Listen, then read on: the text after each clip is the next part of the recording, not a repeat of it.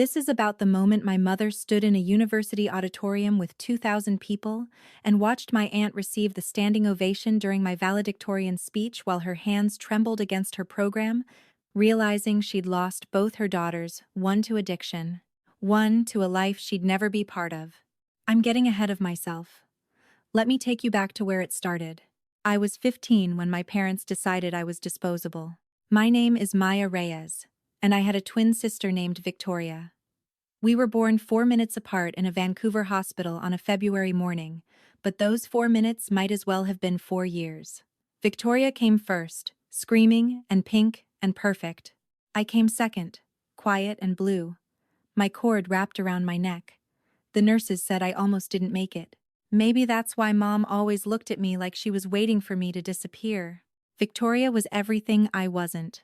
She had this effortless charm that made adults lean in when she talked, made teachers excuse late assignments, made our parents light up when she walked into a room. She was on the volleyball team, had a boyfriend by grade 9, always knew exactly what to say at family dinners. I was the weird one. The one who spent lunch periods in the library, who got anxious at parties, who Mom introduced as our other daughter, Maya. Our other daughter. Like I was the backup. The spare. Dad wasn't much better. He'd ask Victoria about her games, her friends, her plans. When he looked at me, it was like he was trying to remember who I was. How's school, kiddo? Same question every time. He never waited for the answer. I learned to be invisible. It was easier that way. The pattern was consistent throughout our childhood. Victoria's volleyball trophies lined the mantel. My honor roll certificates stayed in a drawer. Victoria got a new phone for her birthday. I got her old one. Victoria wanted to go to a concert. Dad drove 2 hours. I needed a ride to a science competition. Can't you take the bus, Maya? I told myself it didn't matter. I told myself I didn't care. I was lying. But I managed. I kept my head down, got good grades, stayed out of their way. I had my books, my debate club, my plans for university. I could survive 3 more years, then I'd be free. Then May 12th happened. It was a Thursday. I remember because I had debate practice until 6, working on our provincial tournament prep. Our coach, Miss Patterson, had us running drills for 2 hours straight. I was exhausted when I finally got home around 7. The house was quiet when I walked in. Too quiet. Victoria was sitting at the kitchen table, her face blotchy and red. Mom was pacing. Dad stood with his arms crossed, and when he looked at me, his expression made my stomach drop. Maya. His voice was flat. We need to talk. I set my backpack down slowly. What's wrong? Where were you today? Mom demanded. Debate practice. Miss Patterson kept us late because... Before that, I blinked. School. Then I came straight to practice. Why? Victoria let out this choked sob, and Mom immediately went to her, wrapping an arm around her shoulders. It's okay, honey. We know. Know what? My heart was pounding now. What's going on? Dad pulled something from his pocket. A small plastic bag with white powder inside. Do you want to tell us what this is? The world tilted. I don't. I've never seen that before. It was in your room, Mom said. Her voice was shaking. Hidden in your closet. That's not possible. I don't do drugs. I've never. Victoria told us everything, Dad interrupted. About how you've been stealing her things, selling her jewelry to buy this garbage. I turned to Victoria. She was crying, but she wouldn't look at me. Vic, what are you talking about? I never. My gold bracelet, she whispered. The one Grandma gave me. It's gone. And your drawer, it's full of cash, Maya. Where did you get that money? What cash? I don't have any. We found it, Mom said. $240 hidden under your clothes. My mind was racing, trying to make sense of this. I've been saving my allowance. I was going to buy a new laptop for university. Don't lie to us. Dad's voice cracked like a whip. Victoria saw you. She saw you going through her jewelry box last week. I wasn't. I never touched her jewelry. I looked at Victoria, pleading. Tell them. Tell them you're lying. But she just shook her head, tears streaming. I wanted to give you a chance to admit it. I thought maybe if I confronted you privately, But then I found the drugs, and I couldn't keep covering for you anymore. Covering for me? You're making this up. None of this is true. Enough. Dad's voice was cold. Colder than I'd ever heard it. We're not stupid, Maya. The evidence is right here. What evidence? Some powder that could be anything? Money from my allowance? Victoria's lying. Why would your sister lie? Mom's eyes were wet, but her jaw was set. Why would she make this up? I don't know. But I didn't do this. I swear I didn't do this. Dad shook his head slowly. You know what hurts the most? Not the drugs, not the stealing. It's the lying. Looking us right in the eye and lying. I'm not lying. I was at school, then debate practice. Miss Patterson can confirm. Miss Patterson confirmed you were at practice, Mom said. But that doesn't mean you weren't in Victoria's room before school. That doesn't explain the cash, the drugs. I felt like I was drowning. Please. Please just listen to me. I didn't do any of this. Victoria's setting me up. Stop it, Victoria sobbed. Just stop. I'm trying to help you, and you're making it worse. Help me? You're lying about me. That's enough. Dad's voice cut through everything. Pack a bag. You're not staying here tonight. The room went silent. I stared at him. What? You heard me. Pack your things. You're leaving. Dad, no. We've tried everything with you, Maya. We've been patient. We've given you chances. But this? He gestured at the bag of powder. We will not have drugs in this house. We will not have a thief stealing from her own sister. I'm not a thief. This is insane. Pack your bag. Mom was crying now too, but she didn't argue with him. She just stood there with her arm around Victoria, like she needed to protect her from me, like I was the dangerous one. Where am I supposed to go? My voice cracked. That's not our problem anymore, Dad said. You made your choices. Now deal with the consequences. I looked at Victoria, really looked at her. And for just a second, I saw something flicker across her face. Something that looked almost like guilt. But then she buried her face in Mom's shoulder, and the moment was gone. I don't remember packing. I don't remember what I put in the bag. I just remember standing in my room, hands shaking, trying to process that this was actually happening, that they were actually doing this. I was 15 years old, and my parents were throwing me out. I tried one more time when I came downstairs. Please. I'm telling the truth. I didn't do anything wrong. Dad was holding the front door open. Goodbye, Maya. Where am I supposed to sleep tonight? You should have thought of that before you started using drugs. I don't use drugs. He just shook his head, like I was a lost cause, like he'd already given up on me. Mom wouldn't even look at me. I walked out into the May evening with one backpack and the clothes on my back. The door closed behind me with a soft click that sounded like the end of everything. I sat on the curb for 20 minutes before I could think clearly enough to pull out my phone. My hands were shaking so badly I could barely dial. There was only one person I could call. Hello? My aunt's voice was warm, confused. It was almost 8 at night. Aunt Diane? I couldn't keep my voice steady. It's Maya. Sweetie? What's wrong? Everything came spilling out. The accusations, the drugs, Victoria's lies. My parents throwing me out. I was crying so hard I could barely get the words out. Aunt Diane didn't interrupt. She just listened. And when I finally ran out of words, she said 3 words that made me break down completely. I believe you. You do? Maya, I've known you your whole life. You're a lot of things, but a liar isn't one of them. And a drug user? She made a sound that might have been a laugh if it wasn't so sad. Not a chance. Where are you right now? Outside the house. On the sidewalk. Stay there. Don't move. I'm in Kelowna right now, but I'm getting in my car. I'll be there in 4 hours, okay? Can you wait 4 hours? I looked up at the house. The lights were on inside. Through the window, I could see Mom hugging Victoria. Dad's arm around both of them. A perfect family portrait, without me in it.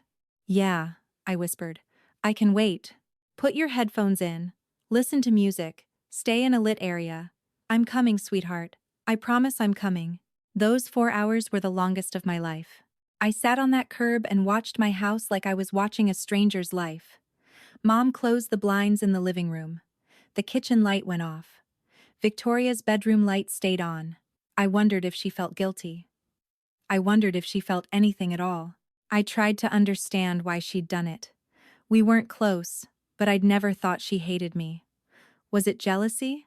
But that didn't make sense. She was the favorite. She had everything. Maybe that was the problem. Maybe having everything wasn't enough if I existed too. My phone buzzed. Victoria.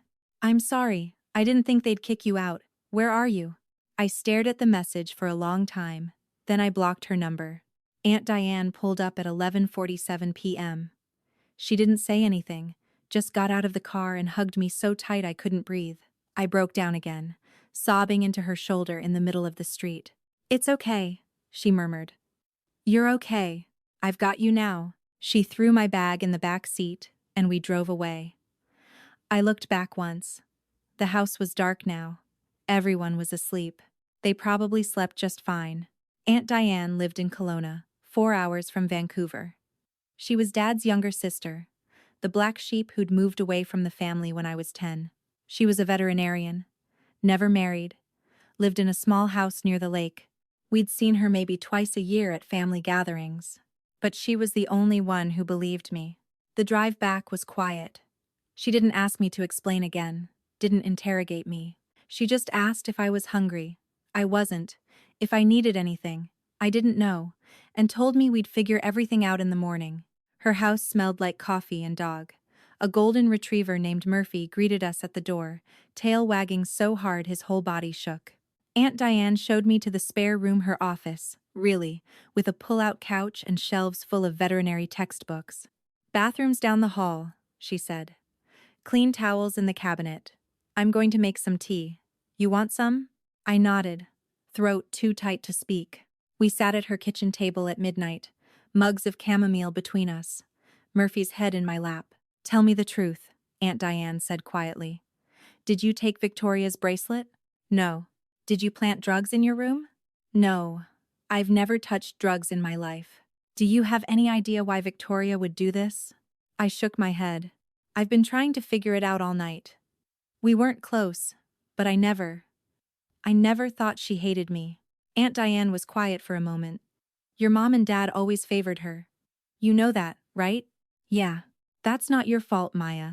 That's their failure as parents, not your failure as a daughter. Something in my chest cracked open. I started crying again.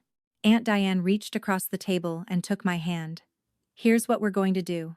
Tomorrow, I'm calling your school, confirming your alibi for today. Then I'm calling a lawyer to see what our options are. Your parents can't just kick out a 15-year-old. That's child abandonment. I don't want to go back there. I know. And you don't have to. If you want to stay here, with me, we'll make that happen. But Maya? She squeezed my hand. I need you to be strong right now. This is going to be hard. Your parents are going to fight this. Victoria's going to maintain her story. People are going to doubt you. Can you handle that? I thought about sitting on that curb for 4 hours, about my mother's face when she chose Victoria, about Dad holding the door open. Yeah, I said. I can handle it. Good. Because you deserve better than them. You deserve someone who believes in you, who sees you. And I do. I see you, Maya. And you're not going anywhere. I lived with Aunt Diane after that. The legal stuff was messy, lawyers, social workers, family court. My parents fought for about 2 weeks before they gave up. Aunt Diane said it was because they realized fighting meant admitting they'd thrown out their daughter over unproven accusations. Easier to let me go. They signed over guardianship 3 weeks after I moved in. I never went back to that house. School was harder. Victoria told everyone her version, that I'd stolen from her, that I was on drugs, that our parents had tried to help but I'd refused. Some people believed her. Most just stayed away from me entirely, like dysfunction was contagious. I didn't care anymore. I had Aunt Diane. I had Murphy. I had a room that felt like mine, where I could close the door and breathe. I threw myself into school. Debate team. Honor roll. advanced placement classes. I was going to get into university on scholarships, and I was never going to need my parents for anything ever again. Aunt Diane supported everything. She came to my debate tournaments, put my certificates on the fridge, asked about my day, and actually listened to the answer. She taught me how to be a person, not a disappointment. You know what I learned? She told me one night during my junior year. We were making dinner together, something we did most nights. Your worth isn't determined by how your parents treat you. Their failure to love you properly is their loss, not your deficiency. You are brilliant and kind and resilient, and none of that has anything to do with them.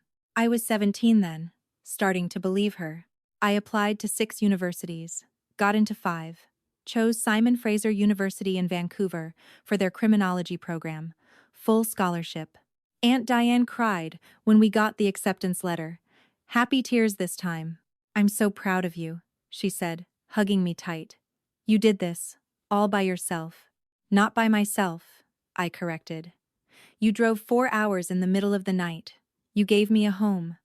You showed me what family is supposed to look like. Well, she said, smiling through tears. That's what real family does. I was 2 months away from starting university when I got a call from a number I didn't recognize. Maya? It was Victoria. I hadn't heard her voice in 3 years. I almost hung up, but something made me answer. What do you want? I need to talk to you. In person, please. Why would I do that? Because I'm asking. Please, Maya. 1 hour. That's all. Against my better judgment, I agreed to meet her at a coffee shop in Vancouver. Neutral territory. Public place. She looked different. Thinner.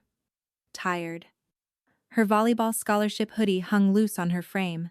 We sat across from each other in silence for a minute. How have you been? She finally asked. Don't, I said quietly. Don't pretend this is a friendly catch-up. Say what you need to say. Victoria stared into her untouched latte. I lied. That night. About the bracelet. About seeing you in my room. I planted the drugs. The cash. All of it. I'd known it. Of course I'd known it. But hearing her say it still felt like a punch to the gut. Why? Because I was jealous. Jealous? Of what? You were the favorite. You had everything. I had their attention, she said. But you had something I didn't. You had yourself. You knew who you were. You were smart and focused, and you didn't need anyone's approval. And I hated you for it. So you destroyed my life. Yes. Her voice cracked. And I've regretted it every single day since. Good. She flinched. I'm in therapy now, working through stuff. And my therapist said I needed to make amends. To tell the truth, I told Mom and Dad last week about what I did. My heart stopped. What did they say? Victoria looked up, eyes red. They didn't believe me at first. I had to show them the receipts from the pawn shop where I sold the bracelet. Had to explain where I really got the drugs my boyfriend at the time was dealing. Even then, Dad said maybe I was just covering for you. That maybe you'd manipulated me into lying. I laughed. Actually laughed. It was bitter and harsh and felt like choking. They want to see you, Victoria continued. They want to apologize. Make things right.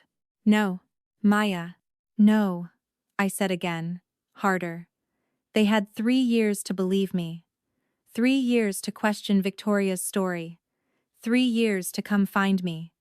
They didn't. They chose you then. And I don't care that they know the truth now. It doesn't change anything. They're my parents too, Victoria whispered. And they're destroyed.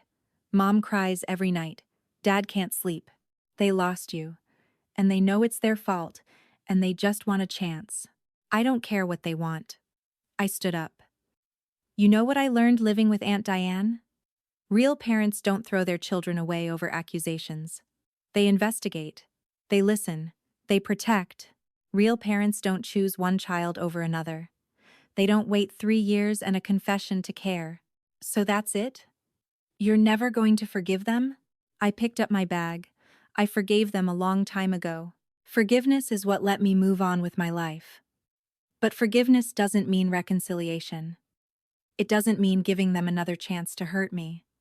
They made their choice when I was 15. I'm making mine now. What about me? Her voice was small. Can you ever forgive me? I looked at my twin sister, the person who'd shared a womb with me, who I'd grown up beside, who'd destroyed everything. I don't know yet, I said honestly. Maybe someday, but not today. I walked out of that coffee shop and didn't look back. 2 weeks later, my parents showed up at Aunt Diane's house. I watched from the window as Aunt Diane spoke to them on the porch. I couldn't hear what was said, but I saw Mom crying. Dad's shoulders slumped. Aunt Diane's arms crossed, her face stern. After 5 minutes, they left. What did they want? I asked when Aunt Diane came back inside. To see you. To apologize. I told them you weren't ready, and when you were, you'd reach out. I also told them that showing up here unannounced wasn't respecting your boundaries, and if they really loved you, they'd give you space. Thank you. She hugged me. Always. They sent letters. I didn't open them. They tried calling. I didn't answer. They sent a gift for my high school graduation. I donated it unopened. Aunt Diane was the only one who sat in the audience at my graduation. The only one who cheered when I walked across that stage. The only one who mattered. I started at Simon Fraser that fall. Criminology major, psychology minor. I wanted to understand people. Why they made the choices they did. Why families fractured. How justice systems failed. I wanted to make sure no other kid got thrown away. I was good at it too. Made Dean's List every semester. Got a research position with a professor studying wrongful convictions. Started volunteering at a youth advocacy center, helping kids who'd been in situations like mine. I found my purpose. Not despite what happened, but because of it. By my senior year, I was applying to graduate programs. University of Toronto had the best criminology research department in Canada. I got in with full funding. Aunt Diane was going to come with me. She'd already started looking at veterinary practices in Toronto, talking about a change of scenery. You don't have to uproot your life for me, I told her. I'm not, she said. I'm choosing to follow my niece, who's brilliant and accomplished, and who I'm incredibly proud of. Besides, Murphy loves road trips. I was set to graduate in May, valedictorian of my class, highest honors in my department, multiple job offers already lined up. I was 22 years old, and I'd built a life that had nothing to do with my parents. 1 week before graduation, I got a message on Facebook. It was from Victoria. I know you don't want to hear from me, but I thought you should know. I'm 2 years sober now, really working on myself, and I wanted to tell you something I should have said years ago. You were always the strong one. You were always the brave one. And I'm sorry I tried to take that from you. You're going to do amazing things, Maya. You already have. I stared at the message for a long time. Then I typed back, "Thank you. I'm proud of you for getting sober. That takes courage." I didn't say anything else. Didn't offer to meet up or reconnect. But it felt important to acknowledge her growth, even if it didn't change our relationship. Small steps. Maybe that's all we'd ever have. Maybe that was enough. Graduation day was perfect. Sunny, warm, the campus in full bloom. I wore my crimson gown, my honors cords, my valedictorian medal. Aunt Diane was in the front row with Murphy. They'd given him an emotional support animal pass, taking so many photos I was sure her phone would run out of storage. When they announced my name for the valedictorian speech, the applause was thunderous. I walked up to that podium and looked out at 2,000 people. And there, in the middle section, 20 rows back, I saw them. Mom, Dad, Victoria. My heart stopped. I hadn't invited them, hadn't told them about graduation, but someone must have. Maybe they'd found the ceremony details online. Maybe Victoria told them. Mom's hands were clutched together so tightly her knuckles were white. Dad sat perfectly still. Victoria looked at me with something that might have been hope. I looked away. Found Aunt Diane in the front row. She gave me a thumbs up, mouthed, "You've got this." I did. I started my speech. Thank you all for being here today. This moment represents not just 4 years of hard work, but a journey that taught me what really matters in life. When I started at Simon Fraser, I was broken. I'd been abandoned by people who were supposed to protect me. I'd been betrayed by someone who should have been my closest ally. I'd lost everything I thought was permanent. But I learned something crucial. Family isn't always blood. Family is the people who show up, who believe in you when everyone else doubts, who drive 4 hours in the middle of the night because you need them. I learned that your worth isn't determined by how others treat you, that their failure to love you properly is their loss, not your deficiency, that you can survive things you never thought possible and come out stronger on the other side. I learned that forgiveness is powerful, but so are boundaries, that moving forward doesn't always mean going back, that some relationships, once broken, can't be repaired, and that's okay. Sometimes the healthiest thing you can do is walk away. Most importantly, I learned that the family you choose is just as real as the family you're born into, sometimes more real. I looked directly at Aunt Diane. There's someone here today who changed my life, who took me in when I had nowhere to go, who believed me when no one else would, who showed me what unconditional love really looks like, who taught me that I was worthy, not despite my struggles, but including them, who gave me the foundation to stand here today as valedictorian of this incredible class. Aunt Diane was crying. So this speech, this degree, this moment, none of it would exist without her. And I want everyone here to know that when I say the word family, when I think about who shaped me, who raised me, who I owe everything to, I'm thinking of one person. I paused. Let the moment build. I'm thinking of my aunt, the woman who became my mother when I needed one. The woman who proved that DNA doesn't make you family. Love does. Choice does. Showing up does. The applause started slowly, then built. People started standing. Aunt Diane put her hands over her face, shoulders shaking. I looked back at where my parents sat. Mom's hands were trembling so violently the program fell from her grip. She was crying silently, Dad's hand on her arm.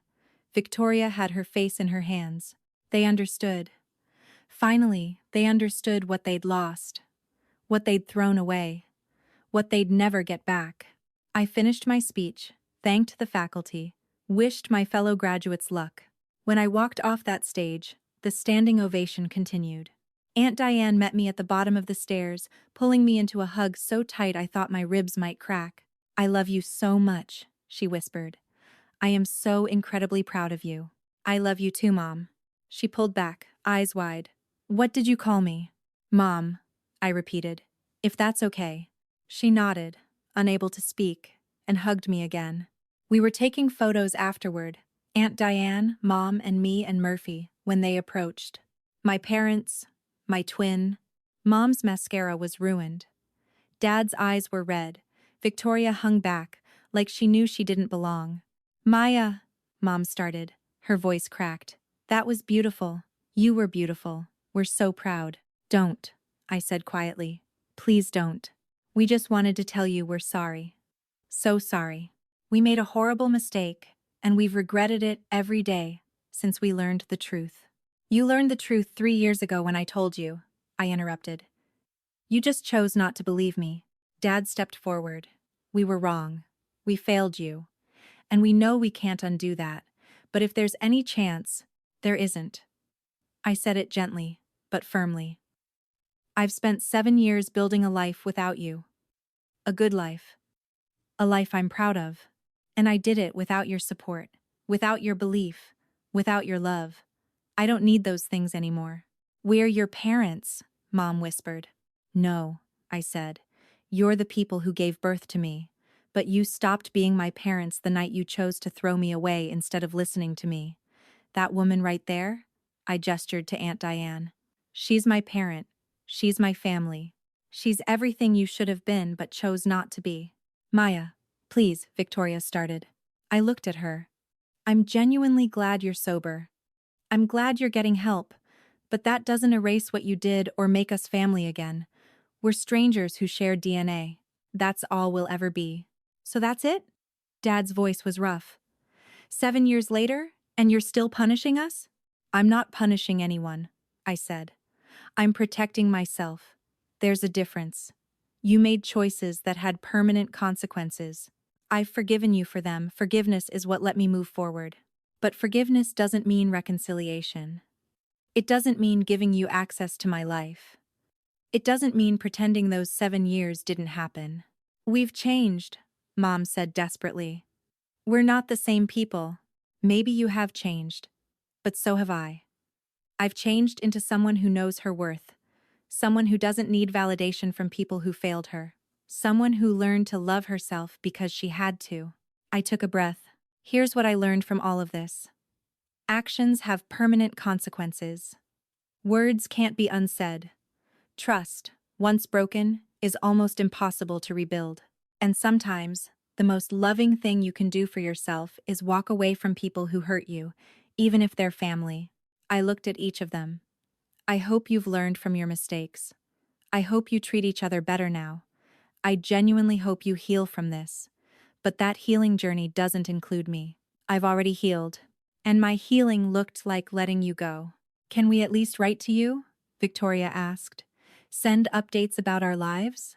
No, I said simply. I need complete separation. It's not about punishing you. It's about protecting the peace I've worked so hard to build. And that peace requires boundaries. Strong ones. Mom looked like she wanted to argue, but Aunt Diane stepped forward. I think it's time for you to leave, she said. Her voice was kind but immovable.